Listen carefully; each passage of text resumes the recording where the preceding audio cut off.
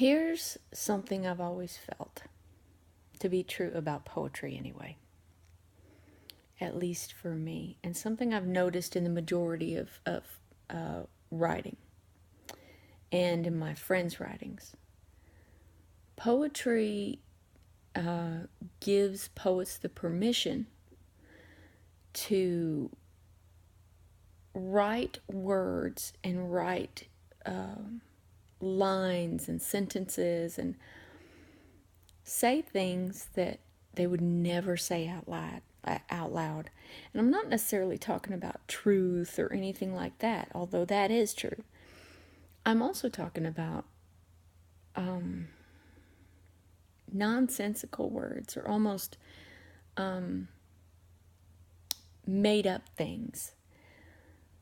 There's a line that says, poets don't steal, they borrow. We're allowed to be things that other writers are not necessarily allowed to be, because poetry truly is an art form. It's kind of like painting.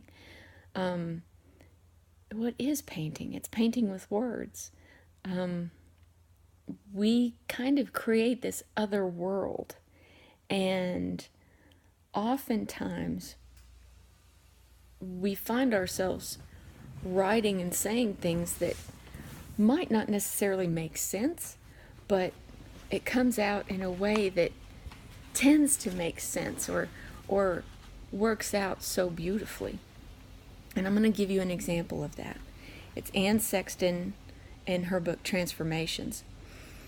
And she takes several fairy tales and writes them in such a unique way. And she does a lot of this kind of,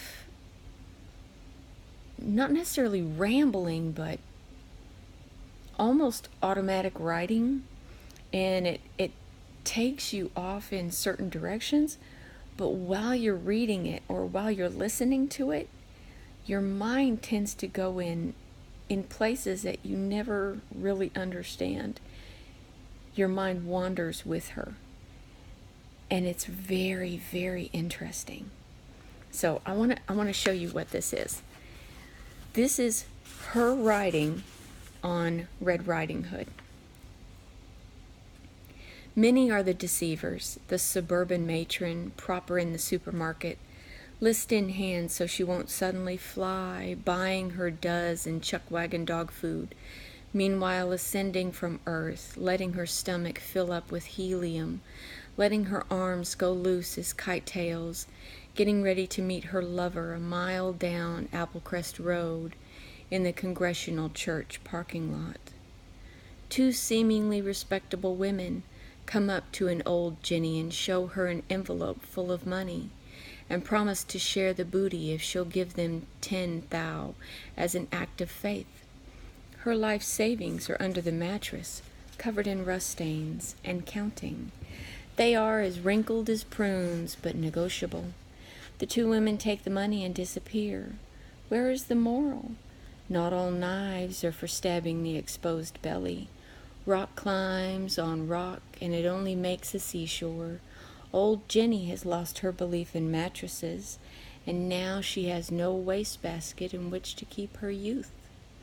A stand-up comic on The Tonight Show who imitates the vice president and cracks up Johnny Carson and delays sleep for millions of bedfellows watching between their feet, slits his wrist the next morning in the Algonquin's old-fashioned bathtub, the razor in his hand like a toothbrush, wall as anonymous as a urinal, the shower curtain his slack rubberman audience, and then the slash, as simple as opening a letter, and the warm blood breaking out like a rose upon the bathtub with its claw and ball feet.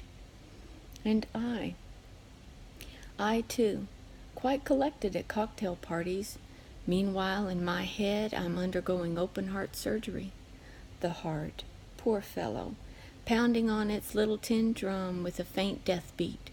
The heart, that eyeless beetle, enormous, that Kafka beetle, running panicked through his maze, never stopping one foot after the other, 1 hour after the other until he gags on an apple, and it's all over. And I too again. I built a summer house on Cape Ann, a simple A-frame, and this too was a deception. Nothing haunts a new house. When I moved in with a bathing suit and tea bags, the ocean rumbled like a train backing up, and at each window secrets came in like a gas. My mother, that departed soul, sat in my Eames chair and reproached me for losing her keys to the old cottage. Even in the electric kitchen, there was the smell of a journey. The ocean was seeping through its frontiers and laying me out on its wet rails. The bed was stale with my childhood, and I could not move to another city where the worthy make a new life. Long ago there was a strange deception.